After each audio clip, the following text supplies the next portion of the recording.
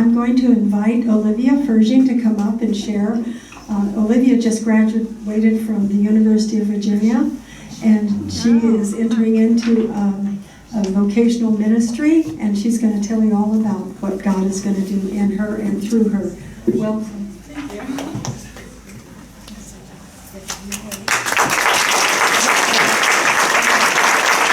As Angie said, my name is Olivia Firsching. I'm the daughter of Jessica Firsching, over there, to whom I am indebted for the gift of my life and the gift of my faith.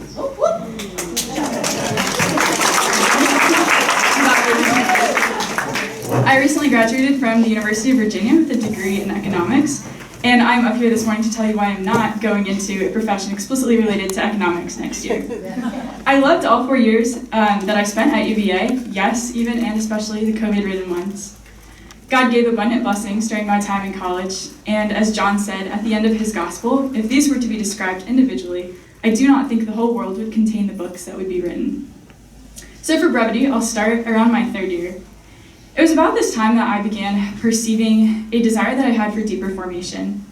I was certain that UVA was where I was meant to be, but as my thoughts turned more and more to the impending end of college, I realized that I found no sense of attraction to the sorts of jobs and lifestyles that my peers in economics were embarking on after graduation. I wanted something explicitly concentrated on my faith, and I realized that I wanted to go all in for God and to give myself in service to others in a concrete way. I wanted to grow in knowledge of my faith, in maturity, in virtue, and in holiness. Knowing that God does not give us desires he will not fulfill, I continually brought these longings I was having, as well as my thoughts about, the reality of college ending, to prayer. I asked St. Therese, who JD shouted out, to pray for me, as she's been a faithful intercessor and a longtime friend of mine. And it's funny because only in recent months did I really think about the fact that Therese is the patroness of missionaries, and now I have to laugh because I am becoming one, undoubtedly by her intercession. And I have papers, so please bear with me as I flip through these pages. So I will be a missionary this upcoming year with an organization in Denver called Christ in the City, which is a young adult formation program that facilitates a relational homeless ministry apostolate on the streets of Denver, and as of this fall, Philadelphia. So what that entails, I will attempt to capture in the remainder of this talk. Mother Teresa, one of Christ in the City's patrons, is quoted for saying that the greatest disease in the West today is being unwanted, unloved, and uncared for. This is especially true of people experiencing homelessness. We've all been there and will be there again when we've walked a little faster past that person sitting on the sidewalk and averted our eyes from the man holding the sign at the stoplight. We feel awkward and helpless, wanting to do something besides offering money but not knowing what or how, which often leads to keeping our heads down and continuing on our way. But as human beings, we were made to be beheld and to be looked upon with love. That same quote of Mother Teresa's closes like this: "We can cure physical diseases with medicine, but the only cure for loneliness, despair, and hopelessness is love." I'm just going to take a minute to adjust. So as a missionary with Christ in the City next year, my mission will be to know and love the poor in Denver. Many services already exist in Denver and in other cities to meet the material needs of the poor, so food, shelter, clothing, etc. So Christ in the City's mission is not so much a material one as it is a spiritual one, to address the longing of the human heart for relationship and to show others their dignity as beloved children of the Father. So what does that look like on a practical level? I'll be a part of a class of about 35 missionaries, other young adults like myself, who have been called to this life and apostolate for the year. We'll be divided into what are called street teams of 3 to 4 people and receive training for our street ministry. Each street team is entrusted with a geographical patch of downtown Denver, or a route as the missionaries call them, and several days a week, in rain, snow, or shine, we'll walk that same street route, bringing with us essentials like socks, water, and food. When we come across a person on the street, we see if we can offer anything they need, and from there we just open the interaction into a conversation. We look them in the eye, we learn their name, we ask how their day is going. Our time is theirs. Our end is not to preach during these encounters, but simply to receive other people in whom Jesus dwells with his love. Some encounters are short, some are long. Sometimes missionaries never see that person again, and other times they form a sustained relationship with them. The other day, I was on the phone with my friend Sophia. She's a current missionary with Christ in the City. And when you're talking on the phone with somebody, you can tell that they're driving in the car.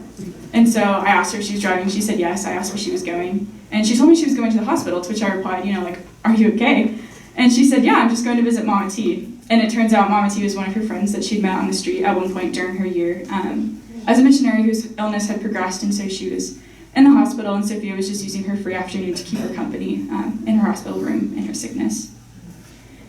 But loving in this way, as the missionaries do, isn't easy. In fact, it's really hard and painful, because meeting people on the street means seeing baggage, seeing scars, and seeing a lot of heartbreaking suffering. One would quickly tire by trying to love in the midst of such brokenness. Because of this, there's a popular phrase at Christ in the City that you can't give what you don't have. If I myself am not confident that I am wanted by God, that I am loved by Him and others, and if I'm not living in healthy relationship with other people, then I can't be expected to love and to extend relationship to people on the streets effectively at all. And that's why the heart of my life as a missionary will be prayer. Almost like a religious community, we'll file into our in-house chapel. We have a chapel in our house, it's pretty cool. Together to pray morning prayer and liturgy the hours at 6:30 every morning, which will be a sacrifice, as I am not a morning person. Getting up for this is painful, I'll say. Followed by an hour of personal prayer. We all go to Mass each day, and each night ends with night prayer and a Thanksgiving in our chapel before we go to sleep. Our relationships with Jesus come first, and everything else flows from that intimacy. Our friendships with one another, our ministry on the streets, and the personal growth of our souls. Also, like a religious order, we'll live simply and we'll live in community. So we'll have meals in common, we'll have weekly small groups led by formation staff, we'll go on retreats, and we'll go on excursions together. We learn to love each other well as friends in community, and from that flows our ability to bring a healthy relationship to the streets. I don't claim to be an expert in working with the homeless, and there are far more complicated issues that I will not, as a missionary, be able to solve. Imagery Christ in the City often uses to describe our role as missionaries is that of Mary and John at the foot of the cross. Mary and John stood with Jesus in his suffering. They didn't try to take him down from the cross, and they knew that the burden wasn't theirs to assume. They just stayed with him, and they didn't abandon him. For those who are suffering the various crosses homelessness encompasses, I can offer the warmth of a smile, the reverence of learning someone's name, the dignity of a listening ear, and the steadiness of a familiar presence as days and weeks pass. Most importantly, I can pray and offer the people that I come to know to Jesus, who accomplishes the true healing and transformation. And so I think the picture of Christ in the City is best painted with this story. So I'd like to finish, I'm going to be brief today, by telling you about a time that I spent on the streets in Denver. So I'm just going to pull out my handy-dandy prayer journal where I wrote about it. But it was, I was there in December. It was actually while I was interviewing for the program. And it was a frigid Friday morning. Like the high for the whole day was sub-freezing. And it had snowed the day before. And so I went out with a couple of missionaries on one of their street walks. And so we get out of the van, we pray over our time, and we get going. We're bringing with us essentials we had sweatshirts, beanies, hand warmers, all the kinds of things that you would want. And we also brought hot chocolate because why not when it's a cold day? And so I remember we were on the corner and we come across a little encampment on the street, and everybody, we didn't see anybody else except this one man because everyone was freezing it inside. And he was doubled over and groaning. And so I let the other two more seasoned missionaries take the lead, and they go up to him and they're like, are you okay? And as it turns out, he was doubled over because he was so cold. And something that a lot of cities do, Denver included, to sort of manage the what's so often called the homeless problem, is to do street sweeps. So the cops will come by a given street that has homeless people living on it every few weeks and say hey, we're going to sweep this street, which essentially means that if you don't clear by a certain date, they're going to come by and throw all your stuff away. So it kind of shuffles people around so that they're not an eyesore in one given place for a long time. But at the same time, these people are vagabonds, so they're always on the move, and they always have to be worried about getting kicked out. And so this man, he told us his name was No-No. A lot of people have street names, and it's actually a huge honor when you learn someone's real name. But he introduced himself to us as No-No, and he had been in his sleeping bag the night before on a street that had gotten swept, and it was so cold that he was in his sleeping bag when they did the sweep, so they threw him away, and he had woken up that morning in a dumpster in Denver, and so he had managed to find his way out. And I remember just being shocked by that, because he's not lying, and you're looking at him and thinking of a population that is so frequently treated as disposable. He was actually disposed of. But what was beautiful to see was the way that the missionaries just met him with love. One of the missionaries I was walking with, her name's Maria, and she immediately took gloves out of her bag. He was saying yeah, I'll take a sweatshirt, I'll take socks. And she takes his hands, which are too cold to even unfurl all the way, and you can't see like the color of his skin because his hands are so dirty, his fingernails are black, and she just takes his hand, she slides a glove on it, she puts a hand warmer inside the gloves, like just with like a mother's touch, just like put her gloves on him, and they warmed him up, and slowly throughout the conversation he was able to like finally stand upright, regain feeling in his body. And so watching the way that they spoke to him and encountered him was just like, it reminded me a lot of the Missionaries of Charity and of Mother Teresa, and it makes sense because she's one of our patrons. But while that was all happening, I asked around. I knew there were people in the tents, and I said, hey, does anybody want hot chocolate? And there was a tent close by me that kind of unzipped, and a hand just like came out.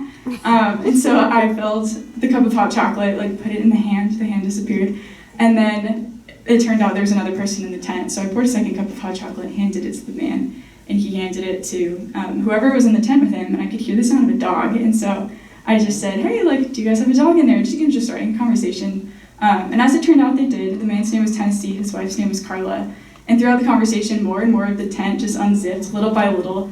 And I ended up having a conversation with this man for an hour.